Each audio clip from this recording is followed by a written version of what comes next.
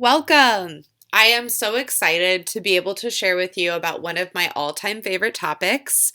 I am a total energy nerd, and learning about energy was actually probably the most powerful and biggest catalyst in me learning how to identify and separate what it is that I truly wanted and then how to get it. And it all started with learning about my own energy and how to identify when I was taking on people's emotions or taking responsibility for other people's emotions and ignoring what I wanted and what I needed. So, without further ado, let's go ahead and get started. So, we have to start with the science, and I'm not a math and science person, but I do geek out a little bit on the science of energy, and I promise it actually will be quick and dirty. It won't be too crazy. So basically, everything is made of energy. Your car is made of energy, your house is made of energy, your clothes are made of energy, and energy vibrates. And depending on what it is, it will vibrate at a specific frequency. So, say, like a plastic water bottle vibrates at a certain frequency, grass vibrates at a certain frequency, and then humans vibrate at a certain frequency. And humans and animals, really, are quite unique, and we're actually quite sensitive. So, we as a person, or you as a person, don't just vibrate at one frequency, you vibrate of many frequencies based off of what your body is made of and your emotions. So your skin has a unique vibrational frequency, your blood has a different frequency, your liver has a different frequency, your stomach, and all of your thoughts and feelings also have their own unique vibrational frequency. And we're sensitive because we're new, like in the grand scheme of things in the earth, than say, so like we're a little bit more sensitive than say like a rock that has been around for a long time. And since we're so sensitive and we're made up of so many different frequencies, we're actually very easily affected by our surroundings. And you probably know, like if you're a little bit overwhelmed around a bunch of people for a long time, you feel a little bit tired or drained or just kind of impacted by what's going on around you. Versus, say, if you just went camping for a weekend and you were out in nature with no one really around and you got to like go swimming and be around animals and lay in the grass, you come back feeling like calm and grounded and like yourself. So that's just one example as to how we're affected by what's around us. So we talked a little bit about your body and the vibrational frequency of your body and the things that make up your body. There's also an energetic field that's around you, and it's about 2 feet around you in every direction, or like an arm's distance around you in every direction. And that is also part of our unique frequency and the area that our energy occupies. And an example that I like to think of is if you were underwater and you kind of sloshed your arms or waved your arms up and down, the area that you would affect and sort of feel the energy moving around you or feeling the water moving around you is like the way that your energy affects your field. So it's a little bit stronger, closer to your body, and as the waves go out farther into the water, it is less of an effect, but it's still affecting water even at the other side of the pool. And that's how energy works. It actually goes on infinitely. So in your body and in your unique vibration and in your own energetic field, that little bubble all the way around you, you want only your energy in your field and no one else's energy in your field.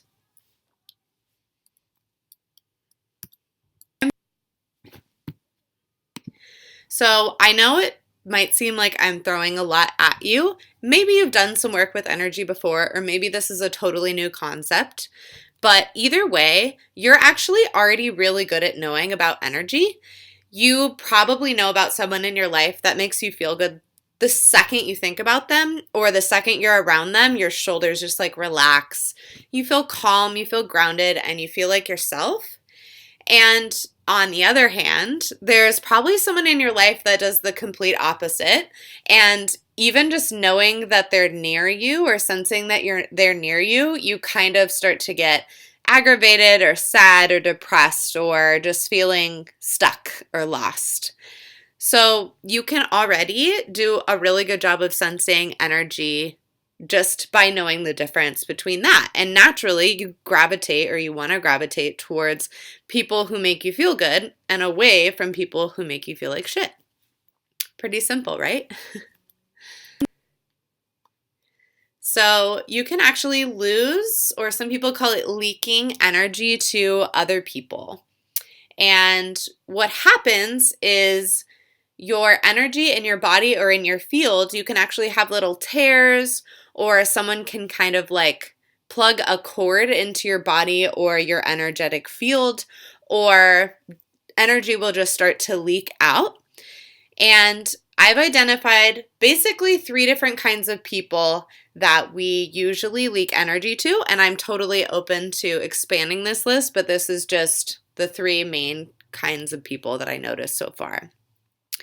So people who we can lose our energy to are people who are just generally toxic, or just kind of walk around like they want to take your energy away. Like you can see them from even far away walking down the street. You can just kind of tell when someone wants to take your energy. I call them energy vampires. And it's not always because that person is a bad person, but that person is likely carrying a lot of energy from other people themselves, and they haven't learned how to clear it and take their power back. So they're just feeling a little bit resentful and victim-y and trying to take your energy instead. The second kind of person is people who you want to please or make happy, or if you really care what they think about you. These people can also start to take your energy because you're really trying to affect their emotion in a positive way. And it's actually kind of, well, conceited is the word that's coming to me now, but I just think that it's wild that and I'm a recovering people pleaser, could think so much of myself that I could really just control someone's emotions or their opinion of me and kind of do everything in my power to try to make sure that they thought I was trying enough, they thought I was good enough, just that kind of thing. And that's a big energy leak. So anytime you're trying really hard to please someone or make someone happy, or even just try a little bit, like if you care what they think about you, and that can range from people really close to you, like your family, or to strangers on the internet or strangers walking down the street. It's all the same kind of energy leak. And then the third type of person is anyone who relies on you and you sort of take responsibility for their life and their happiness. And this is one that I find, if you're here, you're probably an empath like me, and you really love and are really good at taking care of other people. And this could range from kids to clients to just anyone in your life, that you take on responsibility for taking care of them, or they just happen to rely on you for whatever reason. So that's a big energy leak too. So here's a little diagram that's you and your energy field and the 3 different kinds of people that can be pulling your energy in every which way or in every direction. And you can start to feel that same way that you noticed the person who maybe drains you or maybe doesn't make you feel good. You can kind of feel your body change, like your shoulders just start to round forward and get heavy. Everything starts moving slower. You get sluggish. And these people are actually taking your energy out of your field and out of your body and into their field and their body. And no matter how much you love or like someone, you don't want to give them your energy. You can always serve them more powerfully from your own bubble with all of your own energy. And on the other hand, on the opposite side of leaking energy, you can also take on energy that's not yours. So basically, when you take responsibility for someone's emotions or their experience, you're literally taking their energy and putting it into your field. And some people call it like a plug, or like a cord is plugged into your field or into your body, and they're just filling you with muck or feelings or emotions that aren't yours. And you carry that in your field and in your body, and it can make you feel really heavy and confused and depressed and anxious, all sorts of things. And another just like quick example of that is when a friend is talking about how they don't feel good or they're sad, and then you just let yourself become as sad as them and really like embody how sad they are. You want to be able to, again, stay in your own space, in your own field, and show up for that friend as a grounded, in your own space individual, and not get confused and tangled up into their field and their energy. And I actually kind of think about it as not dishonoring them, but you can hold space for someone from your own bubble. And to me, that's a little bit more powerful. Well, a lot more powerful, because you're allowing them to just feel what they need to feel without them having to be responsible for you feeling sad too, if that makes sense. And this is just another diagram going backwards where those three people that can affect your energy are actually putting their shit on you, and you're choosing to take it on, whether it's consciously or subconsciously, and whether they're putting it on you consciously or subconsciously. And again, just taking on people's energy doesn't mean they're a bad person or you're a bad person. It's just a thing. I've actually recently divorced myself from the term negative and positive energy. It's just energy, and it's either energy you want or you don't want. So some of the symptoms of leaking energy or taking on other people's energy, just so you can get a visual. That gray area is stuff that's not yours. The yellow or the gold is your own energy. And with that example of just someone walking in the room that doesn't make you feel good, you notice in your body, all of a sudden you might get nauseous, you might get confused, all your energy might all of a sudden be gone. You might have trouble concentrating.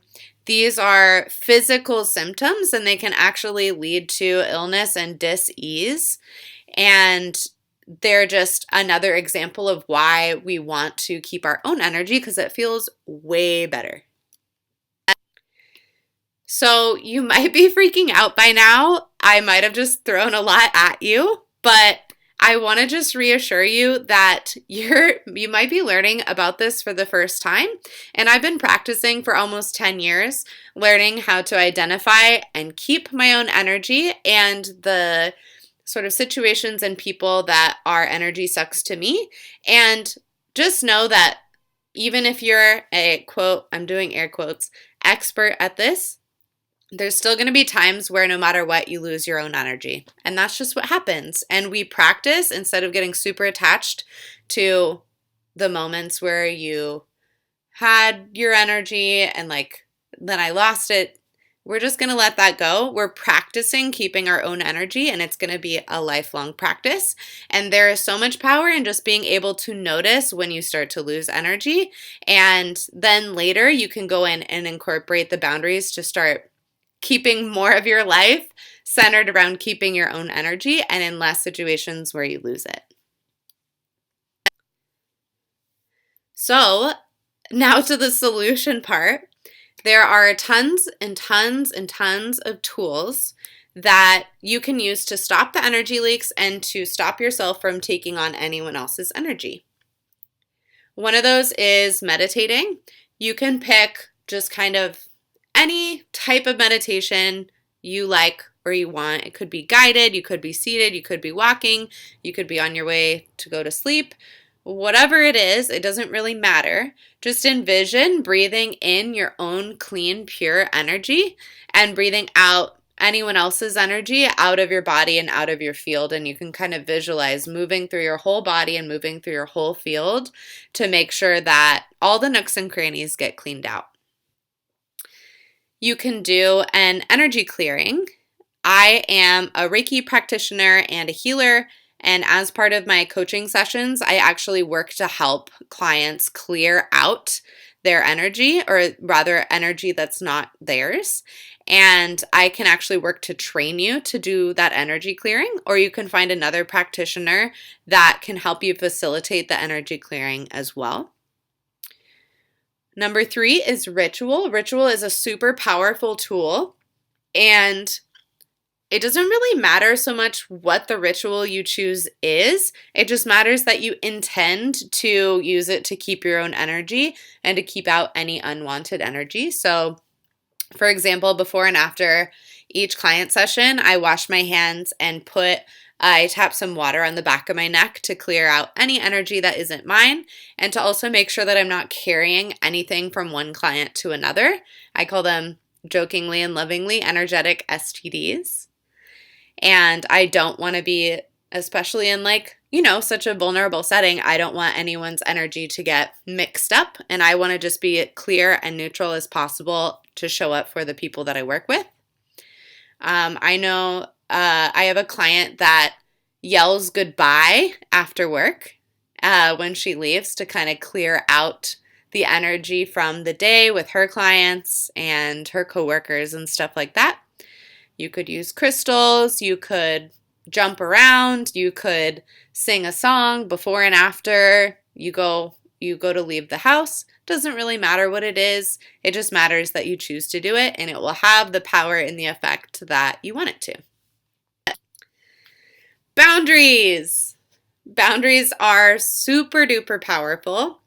They are one of the most challenging, I think, in some ways, things to help clients step into. It was definitely challenging for me at first as well. So boundaries are basically, I know it sounds like you're making rules for other people and saying no to other people, but really what boundaries are saying yes to yourself.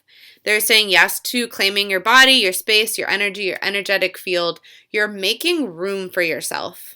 And in the next slide, we'll come back to that little graphic of everything else on the outside of your energetic field that's trying to get in. And we're going to stand by our own body and our own self and what we need and what we want to make space for us to be big and to get what we need so that we can stay healthy and follow our dreams and feel good and be healthy and live a life that feels good. And just, of course, I work with clients to identify where and how to implement the boundaries they need. It's really overwhelming at first to try to fix your own problems from inside the problem.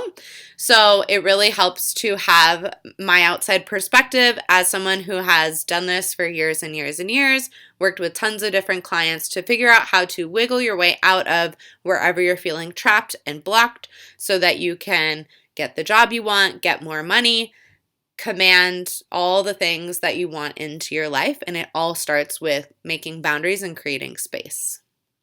And then the last tool we have here is a reset. Spending time alone, away from other people's opinions and energy and just chaos, and spending time in nature is a really great reset. It also can happen, resetting by investing in self-care and making time to give yourself what you need. It's a really big part of reclaiming your space. So here is that last little grid, all of the things we want. This is with our boundaries. We're feeling grounded, feeling like ourselves. We've cleared out other people's energy.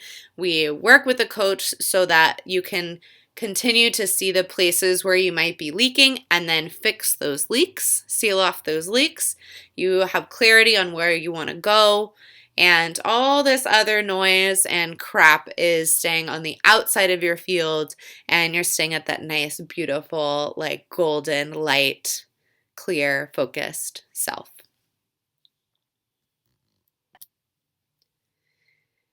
It's time to take your power back. All of this knowledge is great. I hope you got a lot out of your experience in my energy guide or your energy guide. But even knowing all of these things, one of the hardest parts is figuring out how to take this information and put it into your life.